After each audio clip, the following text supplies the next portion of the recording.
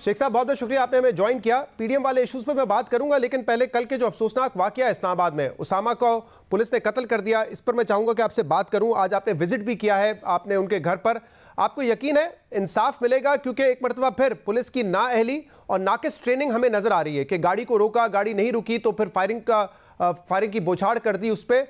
आपको यकीन है कि इंसाफ मिलेगा? गिरफ्तारी हो चुकी है, मुझे मालूम है, एफआईआर मुकदमा दर्ज किया गया है, लेकिन इन तरह के केसेस में इंसाफ कम मिलता है। आपको यकीन है इंसाफ मिलेगा? आज तक इतने सख्त दफात कभी नहीं लगे। आज तक 302 के साथ दहशतगर्दी का पर्चा दिया गया है और पहले दिन दिया गया है, और जो एफआईआर उन्होंने जिस किस्म की जैसी लिखवाई उस पर दिया गया है।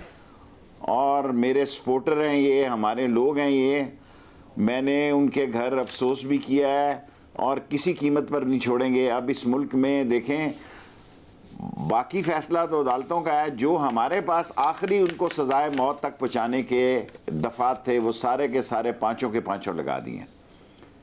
ये मैं कर सकता था, ये मैंने कर दिया।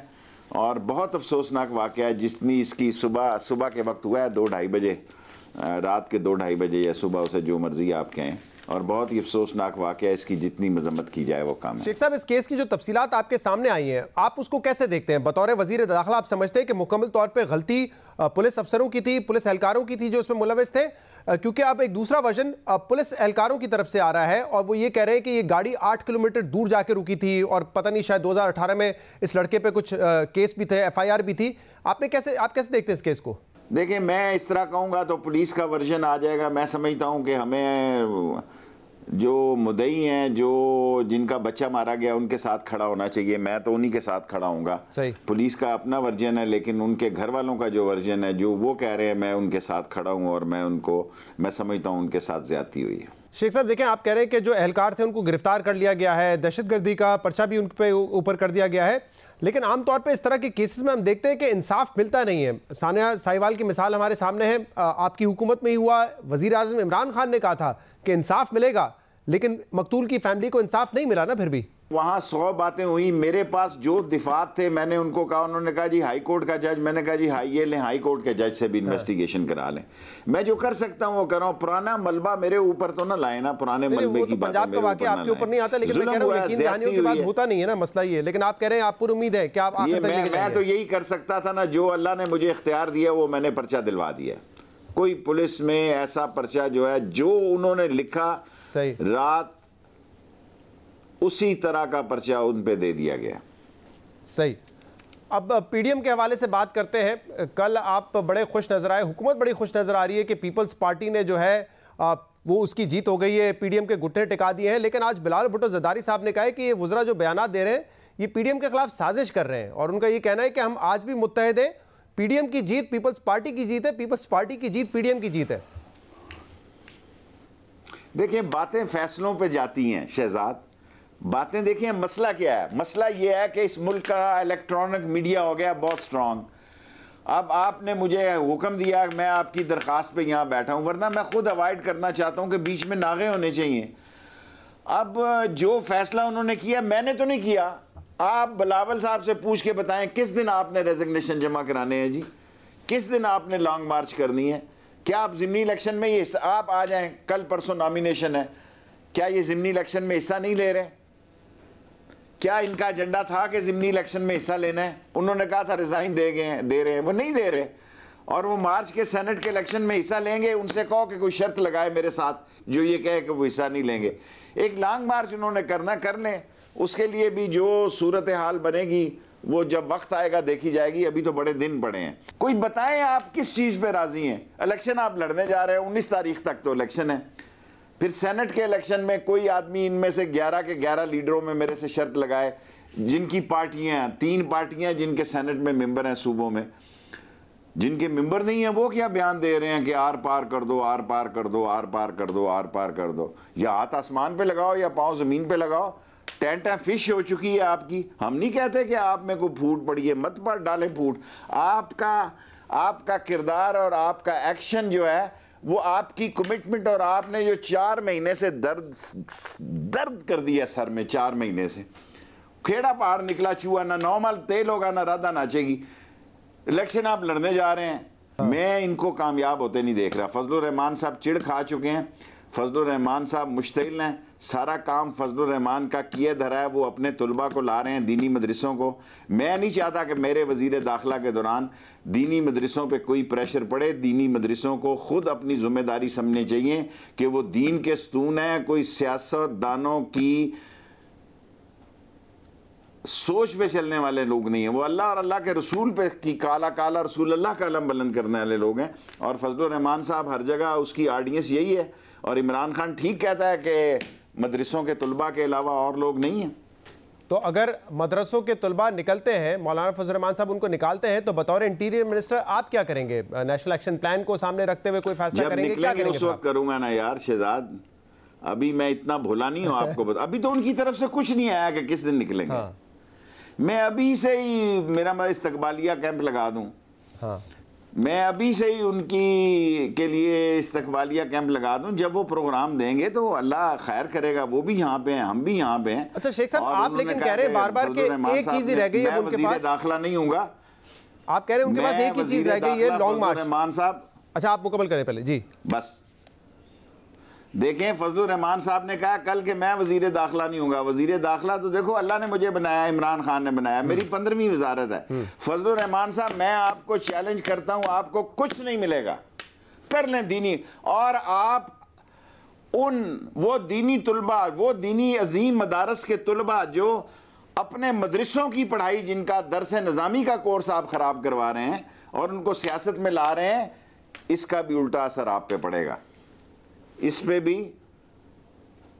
आपको सोचना चाहिए कि ये मुनासिब नहीं है कि दीनी, जब आप मदरसों को सियासत की अमाजगाह बनाएंगे तो उन पे खाम खा का प्रेशर पड़ेगा, जो कि फजलुर रहमान साहब आपको नहीं करना चाहिए। मेरे वजीर रहने या ना रहने से कोई फर्क नहीं पड़ता। अच्छा लेकिन शेख साहब, मैं वजीर रहूं या ना रहूं, फजलुर रहमान साहब, इस शहर के, इस मुल्क के सारे सियासी मोतबिर मर जाएं, आपका काम नहीं बनने लगा। अच्छा शेख साहब, इस पर ये दलील देते हैं कि फजलुर रहमान साहब के जिसका जो वोट बैंक होता है, जिसका जो सपोर्टर बेस होता है, वही निकलता है उनके लिए सड़कों पर। तो फजलुर रहमान साहब कह रहे हैं कि मदरसे के बच्चे हमारे सपोर्टर हैं तो वो निकलेंगे, हम किसी को जबरदस्ती तो नहीं लेकर आते। दूसरा वो ये दलील भी पेश करते हैं कि हम तो जमहूरियत के लिए निकल रहे हैं। अगर ये बच्चे मदरसे के जमहूरियत के लिए आगे बढ़े तो उसमें क्या गलत है? ये मदरसे जो हैं अल्लाह के निज़ाम दीन के लिए निकले बाहर।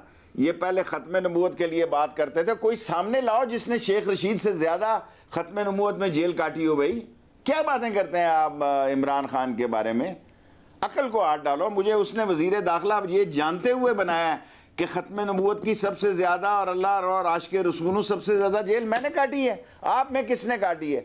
मैंने तो मौलाना अब्दुल्ला के लाल मस्जिद के वालिद अब्दुल्ला के साथ भी कैद काटी है, शेखुल कुरान के साथ काटी है, ताजपुरी के साथ काटी है। आप क्या बातें करते हैं? सिर्फ क्या इसराइल कबूल हो सकता है? क्या इसराइल को माना जा सकता है? क्या इसराइल को इमरान खान तस्लीम करने की बात करते हैं? नहीं, सिर्फ प्रोपेगेंडा करना है। इस्लाम के नाम पर इस्लामाबाद में कब्जा करने की ख्वाहिश जो है वो दम तोड़ेगी इंशाअल्लाह। अच्छा, आप क्यों उतने कॉन्फिडेंट है कि अगर मार्च होगा वो इस्लामाबाद की तरफ होगा? क्योंकि उस दिन फजलुर रहमान साहब ने यह कहा है कि लॉन्ग मार्च रावलपिंडी पर भी हो सकता है, और आज बिलावल भुट्टो ज़रदारी ने यह कहा है के लिए ना, मैं मुकम्मल कर लूं शेख साहब, आज ये कहा है बिलावल भुट्टो ज़रदारी ने कि इमरान खान का धरना इस्लामाबाद अपारा चौक गया था तो हम भी अपारा चौक जा सकते हैं। पॉलिटिकल तजिया करना चाहता हूँ, not as a interior minister. जो आसिफ जरदारी की सोच है वो बिलावल की सोच नहीं है, और वो उसको पाँव पाँव पाँव पाँव खिला रहा है, लेके जा रहा है आगे, उंगली पकड़ के आगे ले जा रहा है कि कहीं गारे में स्लिप ना हो जाए। और वही है जो कि एक दरमियानी रास्ते के लिए आसिफ जरदारी लगा हुआ है। ये तो देखें, एक शौक होता है जवानी का, एक चढ़ती जवानी का अपना शौक होता है। उस जवानी के शौक में ये आपारा है, ये पिंडी है, ये बाराकऊ है, ये तरनोल है, जहाँ आए, जब ये आने की तारीख देंगे तो हम भी कुछ ना कुछ तवीज़ धागा दुआओं का कोई तरीक़ाकार बताएंगे। जनाब अली, ऐसे ही तो नहीं, कोई लुट तो नहीं पड़ी हुई ना। जब ये आएंगे, मैंने एक शेर बार बार पढ़ता हूँ, वफा करोगे वफा करेंगे, जफा करोगे जफा करेंगे, सितम करोगे सितम करेंगे, हम आदमी हैं तुम्हारे जैसे, जो तुम करोगे वही हम करेंगे। तो शेख साहब, इस वक्त जो एक बदलती हुई स्ट्रैटेजी है पीपल्स पार्टी की, जो पहले कह रहे थे कि सिंध असेंबली की भी कुर्बानी दे देंगे, जनवरी तक हुकूमत गिरा देंगे, अब ये स्ट्रैटेजी बदली क्या किसी बैकडोर खुफिया मुज़ाकरात की वजह से है? देखें, आसिफ जरदारी छठा बैरी बेड़ा है सियासत में। उसने कुछ तो सोचा होगा। मेरे साथ तो किसी ने कोई बात नहीं की, बल्कि मैंने खान साहब से करनी भी चाहिए, लेकिन उनसे बात नहीं हो सकी इस बात पे। देखें, आसिफ जरदारी जो है वो सियासत का गहरे पानियों में सफ़र करने वाला बंदा है। उसने क्रिमिनोलॉजी में PhD की है, ये मेरा पुराना जुमला है। उसको पता है कि किस वक्त हस्पताल दाखिल होना है, किस वक्त ड्राइंग रूम में जाना है और किस वक्त जेल जाना है। उसने कुछ सोच, ये सारी ताश जो है जो अब बखेरी है, बेशक बिलावल कहता रहे, ऑफ कोर्स आसिफ जरदारी ने छाती के साथ लगा के ताश रखी हुई है और वो खेल रहा है। अपोजिशन को तो ये कहकर कन्विंस किया है आसिफ अली जरदारी साहब ने कि इन हाउस भी हम बड़ा मुकाबला कर सकते हैं। मिसाल दे रहे थे कि जब मैं था तो हमने किस तरीके से मुशर्रफ को निकाला, इन हाउस तब्दीली की तरफ हम गए थे। तो वो इस तरह कन्विंस कर रहे हैं PDM को। क्या आपको लगता है कि इमरान खान के खिलाफ भी यही हरबा इस्तेमाल करके वो कामयाब हो सकते हैं? फजलुर रहमान खुद इस असम्बली में, जिसको वो नाजायज़ असम्बली कहता है, उसकी सदारत का उम्मीदवार था, और जिस असम्बली को ये नाजायज़ कहते थे उसमें खुद ये नामिनेशन दाखिल करने जा रहे हैं। और फजलुर रहमान किसी कीमत में इन हाउस चेंज के लिए नहीं जाएगा। वो तो लड़ाई चाहता है, वो तो चाहता है, वो तो पहले उसने पूरी कोशिश की कि दीनी ताकतें हमारे बारे में राय गलत तस्लीम करें। हमारे बारे में उसने ज़रा, हालांकि ख़त्म नबूवत पे इन्होंने कौमी असम्बली में वोट दिया था, ये तो मैं था जिसने रोका। ये शहजाद साहब किसी कीमत पर Fazlur Rehman vote of no confidence की तरफ नहीं जाएगा, और आसिफ जरदारी की ख्वाहिश होगी कि ये वोट ऑफ नो कॉन्फिडेंस में जाएं, वो कभी नहीं जाएगा। लेकिन लॉन्ग मार्च में सारे शामिल होंगे। कब करते हैं? जब तारीख आएगी, फिर हम भी यहाँ हैं, ये भी आए। तो जरदारी साहब क्यों समझते हैं कि इन हाउस चेंज की तरफ जाना चाहिए? क्या कोई अश्योरिटी है आपके ख्याल में? आप कह रहे हैं कि मैंने नहीं बात की, इमरान खान ने बात नहीं की, कोई और बात कर रहा है फिर क्या उनसे? मुझे नहीं पता। आसिफ ये बच्चे तो नहीं हैं, मुझे नहीं पता कौन बात कर रहा है। अगर मुझे पता होता मैं आपको बताता ना। मेरी आसिफ जरदारी से कोई गपशप है। आसिफ जरदारी ने खुद वर्किंग कमेटी के अपने कहा कि हमसे कुछ सीखो, तो अब इनको सिखा रहा है। बैठे फजलुर रहमान देखें, उसके चेहरे उड़े हुए, वो कैसी तरीके ला रहा है, सिर्फ वार्म अप कर रहा है ताकि लोगों में से वो बहुत अरसे के लिए मीडिया से गायब ना हो जाएं। अच्छा, आप कह रहे हैं कि आपके इल्म में नहीं है अगर कोई बातचीत कर रहा हो, लेकिन वजीर आजम इमरान खान ने दोबारा ये कहा है और कुछ अरसे बाद उनका ये स्टेटमेंट आया है दोबारा कि जो भी NRO देगा इस ऑपोजिशन को, वो मुल्क के साथ गद्दारी करेगा। जिस पर मरियम नवाज ने ये कहा कि ये कहते हमें है, हाँ, लेकिन मरियम नवाज कहती है कि कहते हमें है लेकिन सुनाते किसी और को है। तो क्या कोई कॉन्टेक्स्ट है इसका? कोई बातचीत कर रहा है जिसकी वजह से इमरान खान साहब ये बात करते हैं? देखें, एक इमरान खान ने अपनी पोजीशन वाजे करनी है। उसने कर दिया कि भाई मैं जब तक हूं मैं कोई भी फैसला कर सकता हूं, इनको NRO नहीं दूंगा। इसलिए नैब के खिलाफ लड़ रहे हैं और इमरान खान के खिलाफ लड़ रहे हैं। पहले हमारे जो कुव्वतें हैं, जो इस मुल्क की जानिसार ताकतें हैं और इस मुल्क की अजीम कुव्वतें हैं, उसके खिलाफ बातचीत करते थे। अब उन्होंने वो करनी बंद कर दी है क्योंकि वो टर्न लेते रहते हैं। लेकिन जो बात असल करने वाली है, 3 चीज़ों पे ये इकट्ठे नहीं होंगे, ना इस्तीफे पे, ना इलेक्शन का बाइकाट ख़त्म करेंगे और ना सेनेट के इलेक्शन में हिस्सा लेंगे। एक लॉन्ग मार्च ज़रूर करेंगे, उसकी ताकत देखेंगे, अंदाज़ा देखेंगे और उसके बाद ये फैसला करें। अच्छा, सेनेट के हवाले से तो आपने भी बड़ा डरा दिया था ना। पीपल्स पार्टी को आपने कहा, ऑपोजिशन को आपने ये कहा कि अगर ये बाइकआउट करते हैं सेनेट का और अक्सरियत हो जाती है PTI की, तो फिर आप देखेंगे कि 18वीं तरमीम फौरन ख़त्म कर दी जाएगी। ऑपोजिशन तो पहले ये कहती रही है, खासतौर पर पीपल्स पार्टी, कि हुकूमत का हदफ है 18वीं तरमीम। अब आपने तो इंडोर्स कर दिया है कि हुकूमत का वाकई हदफ है 18वीं तरमीम। बिल्कुल। अगर PTI इन्होंने बाइकआउट किया और 2 ताई अक्सरियत PTI की हो गई, तो PTI 18वीं तरमीम पे ज़रूर गौर करेगी और भी बहुत सारे कानून लाएगी कि ये चोर और ये डाकू और ये लुटेरे जो है उनकी ज़मानतों की गुंजाइश कम और कानून में कम गुंजाइश रहे कि ये मज़े करें बाहर। पीपल्स पार्टी के साथ कोई एंगेज अगर कर रहा है इस वक्त, तो कम से कम पीपल्स पार्टी के लिए तो बड़ा हसास मामला है 18वीं तरमीम। अगर आप 18वीं तरमीम पे ही झगड़ा करेंगे, बात करेंगे, तो फिर पीपल्स पार्टी तो फिर ऑपोजिशन से तो अलहदा नहीं होती ना फिर। देखें, अगर वो इलेक्शन में हिस्सा लेंगे फिर तो हम नहीं कर सकेंगे ना, फिर उनके भी वोट होंगे वहाँ पर, फिर तो हमारे, मेरा मतलब है फिर ये सूरत हाल नहीं होगी। अगर वो इलेक्शन में हिस्सा नहीं लेते और वॉक ओवर मिल जाता है पीटीआई को तो फिर हो सकता है, वरना मुकाबला होगा। लेकिन वजीर आजम इमरान खान चाहते हैं कि 18वीं तरमीम को तब्दील किया जाए, क्योंकि उनके वज़रा तो अक्सर आके डिफेंड भी करते हैं। या नहीं चाहते हैं वो, बहरहाल नून लीग में भी बाज़ लोग 18वीं तरमीम पे गौर करना चाहते हैं। बिल्कुल ख़त्म करने की बात नहीं करता मैं, गौर की बात करता हूँ। जुमले जो होते हैं वो बाज़ का बड़े बुरहान पैदा कर देते हैं, सो गौर और गौस की बात करते हैं। अच्छा शेख साहब, अभी आपने ये बयान दिया नवाज शरीफ का पासपोर्ट 16 फरवरी को एक्सपायर हो रहा है और उसके बाद वो इलीगल इमिग्रेंट हो जाएंगे, इलीगल हो जाएंगे और उनका वापस आना ज़रूरी होगा। वैसे इस पर कानूनी राय मुख्तलिफ है कि उससे वो इलीगल इमिग्रेंट नहीं होते, लेकिन आप मुझे बताइए कि क्या वो जो पहले आप लोग कोशिश कर रहे थे, आपकी वजारत ने ख़त भी लिखा डिपोर्ट करने के हवाले से, एक्सट्रेडिशन के हवाले से भी आप लोगों ने कहा कि तवील प्रोसेस है लेकिन उसमें जाएंगे, क्या वो नाकाम हो चुके हैं? अब डिपोर्ट या एक्सट्रेडिशन मुमकिन नहीं है? आपने तो पहले भी कहा था ना कि अब अल्लाह अगर उनको वापस लेकर आए तो ला सकता है। क्वेश्चन तो जारी है, अभी तक हुआ तो नहीं ना, हुआ तो नहीं। जो मेरे पास है कि क्या मैंने उसका पासपोर्ट गवर्नमेंट ने रिन्यू करना है कि नहीं करना है, इंटीरियर मिनिस्ट्री ने नहीं करना चाहिए। सो मैंने ये बात बता दी है, उस पर लोगों ने तूफान खड़ा कर दिया। मेरा मतलब जब मैं रिन्यू, पाकिस्तान ही नहीं आ रहा, कोर्टें भी बुला रही हैं तो मैं वहाँ नहीं आ रहा, तो अब क्या मैं उसका पासपोर्ट वहाँ जाके रिन्यू करूँ, वहाँ एम्बेसी को कहूँ कि रिन्यू करो? उसका नहीं कर रहे रिन्यू हम, वो जो आता है क्या करता है क्या नहीं करता, ये उसका जो मेरा कानूनी मामला है वो मैंने बता दिया। सही, तो इस पर आपने कानूनी वैसे राय ली है कि अगर रिन्यू नहीं करते तो क्या फिर उनका वापस आना लाजिम हो जाएगा, वहाँ से वो डिपोर्ट कर दिए जाएंगे? देखें, डिपोर्ट करने की कोशिशें अपनी जगह पे हैं, लेकिन मैंने अपनी कानूनी पोजीशन वाजे करनी है। मैंने किसी की कानूनी पोजीशन वाजे नहीं करनी। और मैंने अपनी कानूनी पोजीशन वाजे की है कि एज ए इंटीरियर मिनिस्टर उनका 16 फरवरी को पासपोर्ट ख़त्म हो जाएगा। सो आई एम ऑन इट। सही। आपसे जब ये पूछा गया एक प्रेस कॉन्फ्रेंस में, आपने कहा तूफान खड़ा कर दिया, तो आपसे परवेज़ मुशर्रफ के हवाले से भी सवाल हुआ ना कि परवेज़ मुशर्रफ भी बाहर हैं, अदालतें उनको भी बुलाती रहीं, वो नहीं आए, तो क्या उनका पासपोर्ट भी आप कैंसिल करेंगे? जी, इन्होंने भेजा कि मैंने भेजा? किसने भेजा? मैं इंटीरियर मिनिस्टर था।